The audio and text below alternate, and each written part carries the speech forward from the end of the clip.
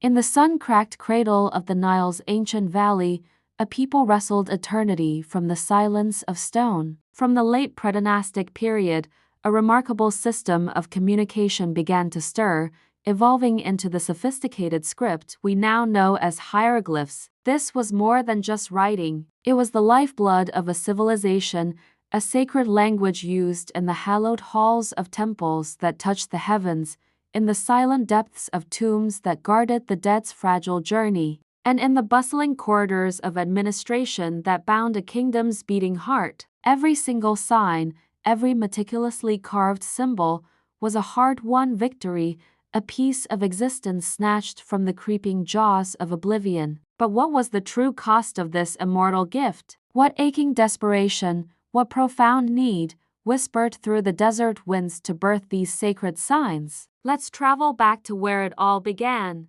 Before the grand temples and towering pyramids, the early descendants of the Nile tilled the fertile soil, their lives dictated by the river's rhythm and the sun's merciless gaze. It was here, around 3200 BC, that the first seeds of writing were sown. Simple marks on pottery, used to denote ownership or contents, slowly began to transform. They weren't just labels anymore, they were becoming symbols, ideas given form. Imagine the slow, painstaking evolution. A picture of a leg no longer just meant a leg. It could mean to walk or to go. An owl wasn't just a bird. It became the sound for M. The reed, a common plant along the riverbanks, transformed into the sound for I. This leap from simple pictures to a complex system of logograms, determinatives, and phonetic signs was nothing short of genius. The Egyptians created a flexible, multifaceted script that could convey not only concrete objects but also abstract ideas, nuances of grammar, and the very sounds of their language. This development was driven by the growing needs of a unifying state. Pharaohs needed to record their decrees, priests needed to document sacred rituals, and administrators needed to manage taxes, track grain stores, and organize massive building projects. Writing became the engine of the Egyptian empire, the invisible thread that stitched together a sprawling kingdom from the Delta to the southern cataracts. Without it, the monumental achievements of the Old Kingdom would have been impossible. It allowed for a level of organization and continuity that was previously unimaginable. By the time of the Old Kingdom,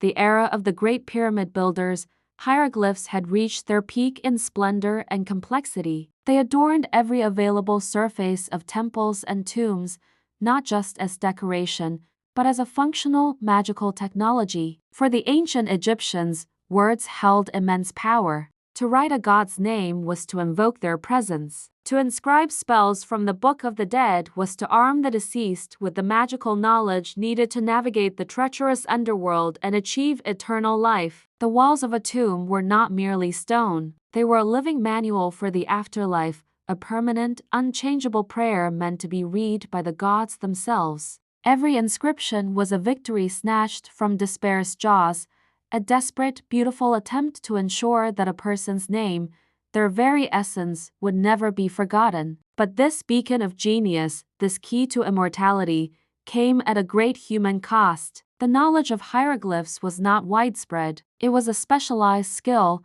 held by a small, elite class of scribes. Becoming a scribe was a grueling process. Young boys, often from privileged families, would enter scribe schools for years of rigorous training. They spent endless hours memorizing hundreds of signs, practicing their craft on flakes of limestone or broken pottery called ostraca, before they were ever allowed to use expensive papyrus. Their training was harsh, with discipline often enforced through physical punishment. As the saying went, "A boy's ear is on his back. He listens when he is beaten." The life of a scribe was one of both privilege and immense pressure. They were exempt from manual labor, the fate of most Egyptians, but they carried the weight of the entire state on their shoulders. They were the architects of bureaucracy, the keepers of history, and the guardians of sacred knowledge. Imagine a lone scribe, chiseling sacred signs by the flickering light of a torch,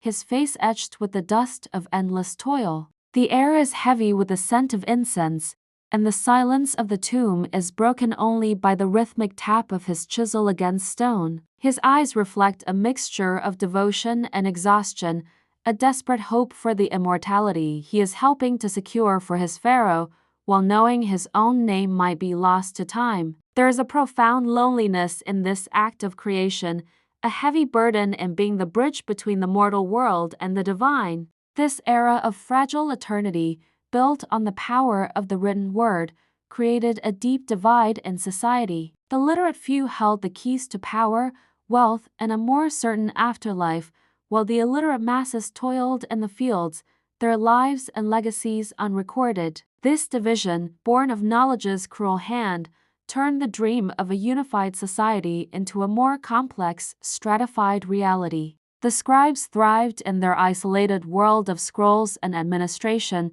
but this isolation often came at the cost of connection to their families and communities. The demands of their profession were all-consuming, their lives spent in service to an ideal larger than themselves, the permanence of the state and the eternity of the soul. Yet, as the centuries passed, the world changed. New languages and new empires rose. The intricate system of hieroglyphs, once the vibrant heart of a culture, slowly began to fade. The last known hieroglyphic inscription was carved in the Temple of Philae in 394 AD.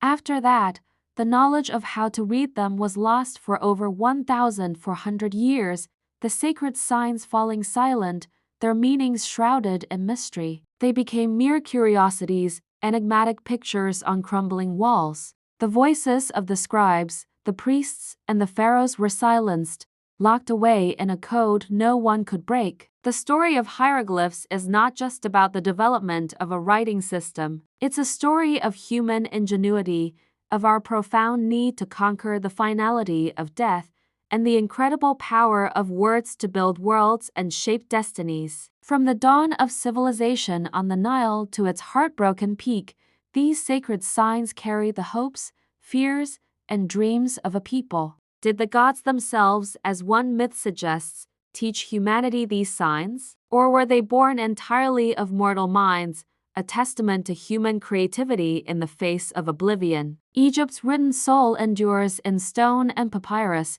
yet the full story, the personal heartaches and triumphs of those who wielded this power, remains partially veiled, a silent echo of lost voices and forgotten dreams. In Egypt's sacred stones, what untold stories and personal sacrifices do you think still guard the words? Share your reflections in the comments below. We'd love to hear your thoughts. Thanks for watching, and if you enjoyed this journey into the past, don't forget to like, subscribe, and hit the notification bell for more stories from history.